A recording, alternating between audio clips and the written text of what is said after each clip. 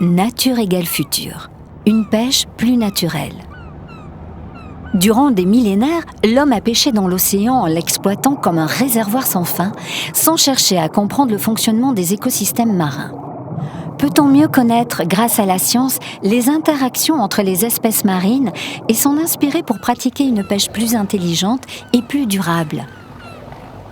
L'exploitation des poissons, c'est l'exploitation d'une ressource sauvage, à une échelle, bien sûr, aujourd'hui industrielle. C'est une ressource donc, qui n'est pas contrôlée comme une ressource agricole.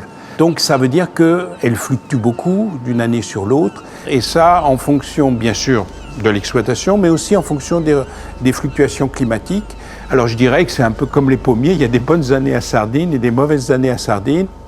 Alors la chaîne alimentaire en milieu marin, toute l'énergie provient donc du soleil, le soleil qui fait pousser en quelque sorte ce phytoplancton. Donc le phytoplancton, c'est l'équivalent, je dirais, des arbres en milieu marin. Il capte l'énergie solaire, se multiplie et donc il nourrit le zooplancton. Et ce zooplancton est à son tour mangé par des petits poissons, notamment les poissons fourrages, qui sont les sardines, les anchois, les maquereaux. Et après, ces poissons sont eux-mêmes mangés par des prédateurs, que ça peut être des morues, des congres, des merlus.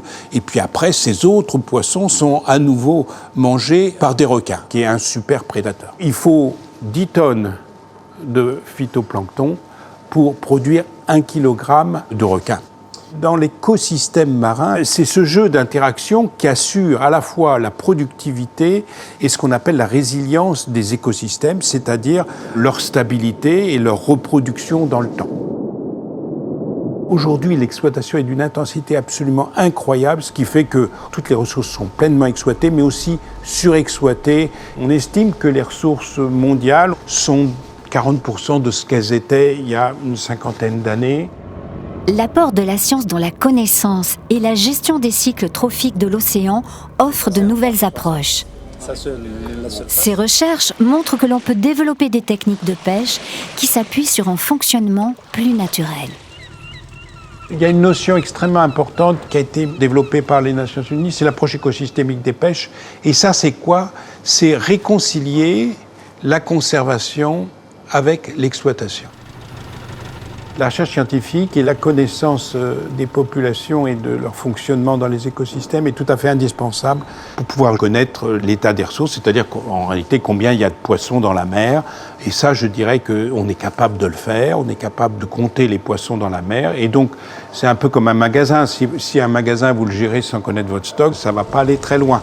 Les outils scientifiques mis en œuvre pour l'évaluation des stocks, ils sont extrêmement variés. Et on arrive à modéliser de façon extrêmement sophistiqué. Donc on a vraiment aujourd'hui une bonne connaissance pour les stocks qui sont exploités, de ces évolutions et de ces évolutions futures. C'est-à-dire qu'est-ce qui va se passer dans 20 ans, 30 ans, dans notamment les évolutions du climat.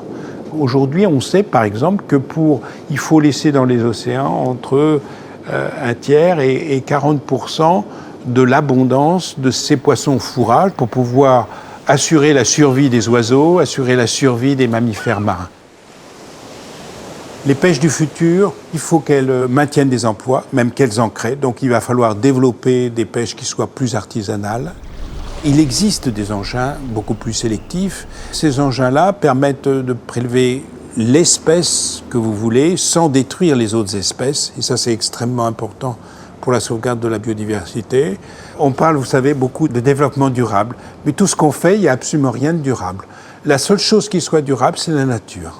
C'est le seul modèle, à l'heure actuelle, qui existe et qui nous montre qu'on peut s'adapter au changement, on peut produire, on peut évoluer, changer, exister.